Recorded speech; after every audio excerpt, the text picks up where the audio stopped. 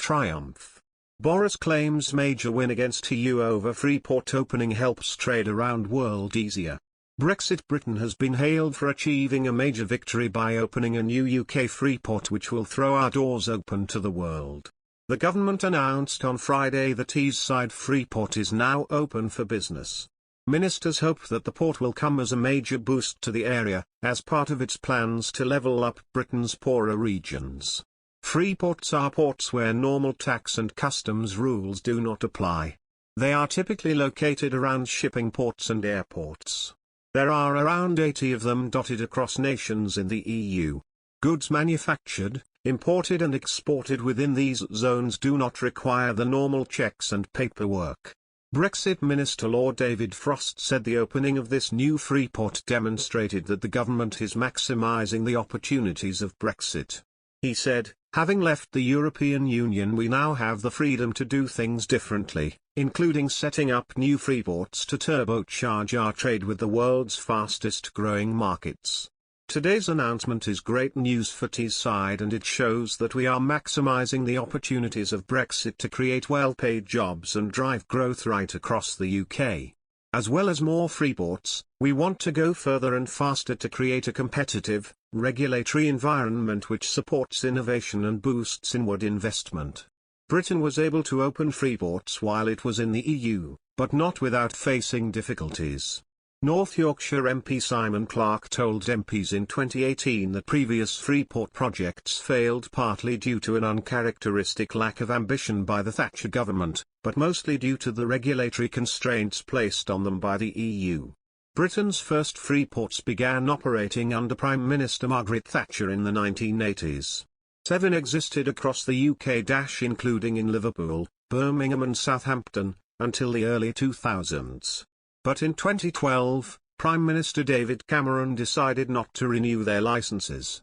Freeports have, however, improved in popularity among Tory ranks and form a part of the Conservative Party's levelling up agenda.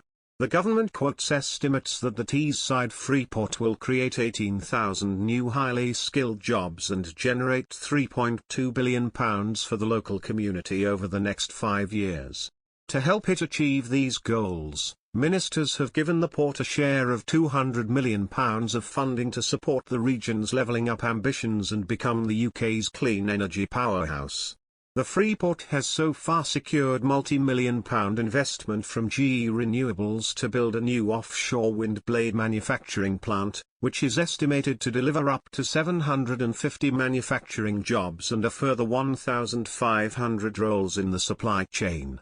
In England, companies that reside within Freeports will be offered temporary tax breaks, including reductions to the tax they pay on their existing property and when they buy new buildings. Tees Valley was announced as one of the first places to be granted Freeport status in the March 2021 budget.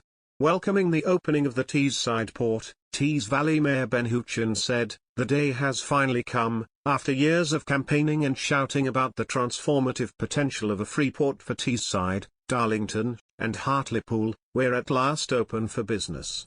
He added, "We're throwing our doors open to the world, showing businesses that we're a truly outward-looking, international region ready to welcome the cutting-edge sectors of the future." 7 other areas were told they will home Freeports earlier this year.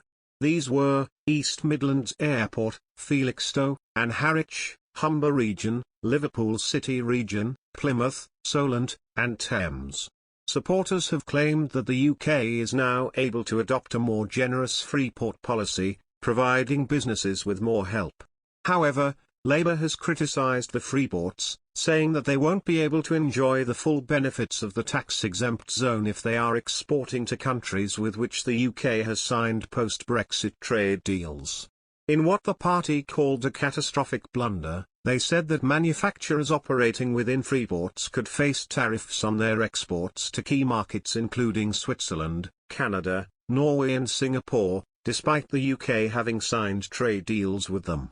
According to the Labour Party, ministers failed to remove wide-ranging duty exemption prohibitions contained in 23 of those agreements, which state that any business which has not paid duty on its imports cannot benefit from reduced tariffs on its exports. The government denied the claims, saying, Businesses will not be shut out of markets we have negotiated free trade deals with. They will benefit from both our free trade program and also from Freeports, which provide tax breaks, simpler planning restrictions and cheaper imports.